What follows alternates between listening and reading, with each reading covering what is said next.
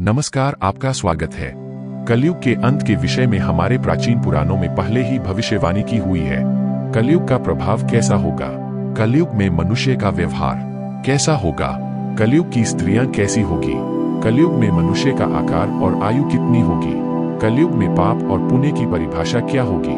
कलयुग में मुक्ति पाने के कौन कौन से मार्ग होंगे तथा कलयुग का अंत कैसे होगा आदि के विषय में हमारे प्राचीन पुराणों में कलयुग की भविष्यवाणी की गई है।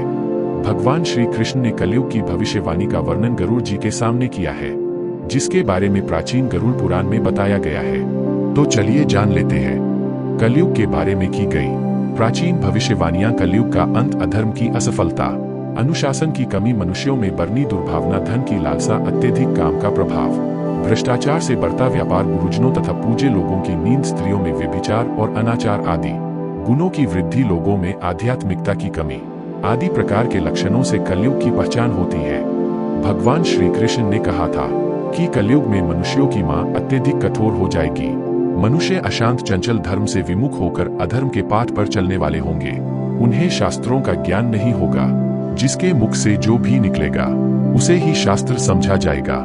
कलयुग के अंत में अधर्म और आसुरी शक्तियों का विनाश होगा और पुनः नए युग का आरंभ होगा, अर्थात फिर से सत्य युग का आरंभ होगा और सृष्टि का यह चक्र चलता रहेगा। चारों युगों में कलयुग अंतिम युग होता है। सबसे पहले सतयुग, उसके बाद त्रेता युग, फिर द्वापर युग और अंत में कलयुग। महाभारत के युद्ध के पश्चात कलयुग का आगमन पृथ्वी पर हुआ था। यह युग चारों युगों में और आध्यात्मिक स्थिति में सबसे कम प्रगति करने वाला माना जाता है। मान्यता के अनुसार आज से 31,037 साल पहले महाभारत का युद्ध हुआ था और कलयुग का आरंभ इस युद्ध के 35 वर्ष के पश्चात हुआ, अर्थात भगवान श्री कृष्ण के अपने धाम जाने के बाद हुआ। श्री कृष्ण कहते हैं, कलयुग में लोग अपने स्वार्थ को ही सर्वोपरि मानेंगे। धर्म का त्याग करके मैटेरियलिस्टिक उद्देश्य को अपनाने के लिए जी जान से कोशिश करेंगे। धर्म में विश्वास न होने के कारण लोग अन्यायपूर्वक आचरण करेंगे। यदि हम आज के समय में देखें तो पाप इतना बढ़ चुका है, मानो ऐसा लगता है कलयुग का अंत अब निकट आ चुका है। लेकिन कुछ विद्वानों के अनुसार यह तो बस शुरुआत है। आगे कलयुग और भी भयानक रूप लेने वाला है। कलयुग के उसे भयानक रूप को देखने की क्षमता आज के मनुष्यों के अंदर नहीं है। कलयुग का अंत समय निकट आएगा तो ऐसी ऐसी भयानक चीजें दिखाई पड़ेगी। मनुष्य का रूप इतना विकृत और भयानक हो जाएगा कि वह मनुष्य कम, पिशाच ज्यादा दिखाई देंगे। तो आइए जान लेते हैं गरुड़ पुराण में कलयुग के अंत के विषय में क्या कहा गया है। गरुड़ पुराण के अनुसार एक बार गरुड़ जी ने भगवान श्री कृष्ण से पूछा है, प्रभु, चारों युगों में कलयुग को ही सबसे भयंकर और दुखकारक माना गया है। इस कलयुग का अंत कैसे होगा और कलयुग का अंत समय निकट आने पर कौन कौन से संकेत दिखाई देंगे? तब भगवान श्री कृष्ण ने गरुड़ को कलयुग के अंत के समय मिलने वाले भयानक संकेत के बारे में बताया है। जब पृथ्वी पर चारों तरफ ऐसे संकेत दिखाई दे तो मनुष्य को समझ जाना चाहिए कि कलयुग का अंत निकट आ चुका है और अब सृष्टि का अंत प्रलय से होगा। सबसे पहले संकेत भगवान श्री कृष्णा के अनुसार कलयुग का अंत समय निकट आने पर मनुष्य की आयु घटकर केवल 20 वर्ष रह जाएगी।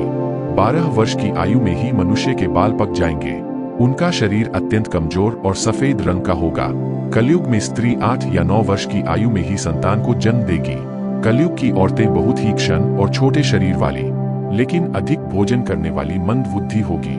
कलयुग स्त्री कम संतान को उत्पन्न करने वाली और अत्यंत क्रोधी स्वभाव की होगी।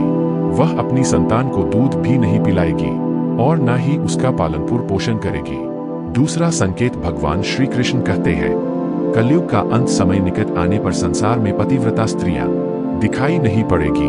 एक ही स्त्री कई पुरुषों से विवाह करेगी। लोग पूजा पाठ, श्रद्धा, अंतिम संस्कार, मुंडन और विवाह आदि प्रकार के कार्य नहीं करेंगे। जल के अभाव के कारण लोग स्नान नहीं करेंगे और अशुद्ध ही रहेंगे। कलयुग के अंत में लोग केवल मांसाहार ही करेंगे और कोई भी सात्विक आहार नहीं करेगा। कलयुग में लोगों के वस्त्र तने हुए होंगे और चमकीले होंगे। तीसरी बात, श्री कृष्ण के अनुसार जब कलयुग का अंत समय निकट आएगा तो वृक्षों में फल आना बंद हो जाएंगे। सभी वृक्ष फल रहित हो जाएंगे। सृष्टि में हर तरफ केवल शमी के वृक्ष ही होंगे।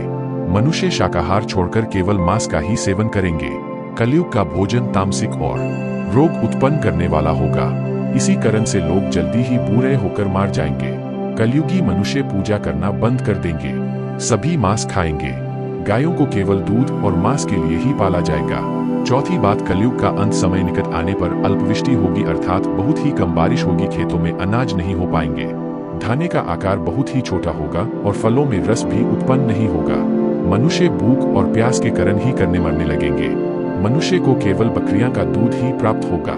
पांचवी बात, जब कलयुग का अंत होने वाला होगा तब भगवान विष्णु सूर्य में विराजमान होकर पृथ्वी का संपूर्ण जल सोख लेगा। आकाश में चारों तरफ 7 सूर्य दिखाई देंगे। इन सभी सूर्य के प्रभाव से संपूर्ण सृष्टि जलकर खाक हो जाएंगी। तत्पश्चात रुद्रारूप भगवान विष्णु संपूर्ण संसार में मेघना को उत्पन्न करेंगे और ये मेघ भयंकर गर्जना करते हुए अगले 100 वर्षों तक आकाश से जल की वर्षा करेंगे और सृष्टि की उसे भयंकर अग्नि को शांत कर देंगे। अग्नि शांत होने पर वे मेघ संपूर्ण जगत को जल में डूबो देते हैं और इस प्रकार से कलयुग का अंत हो जाता है और फिर परमात्मा अपनी इच्छा मंत्र से पुनः सृष्टि में जीव की उत्पत्ति करते हैं। तो दोस्तों, इस प्रकार से गरुड़ पुराण में कलयुग के अंत का वर्णन किया गया है। उम्मीद है आपको यह जानकारी अच्छी लगी होगी। वीडियो को लाइक जरूर करें, साथ ही चैनल को सब्सक्राइब करना ना भूलें। आप सभी का धन्यवाद।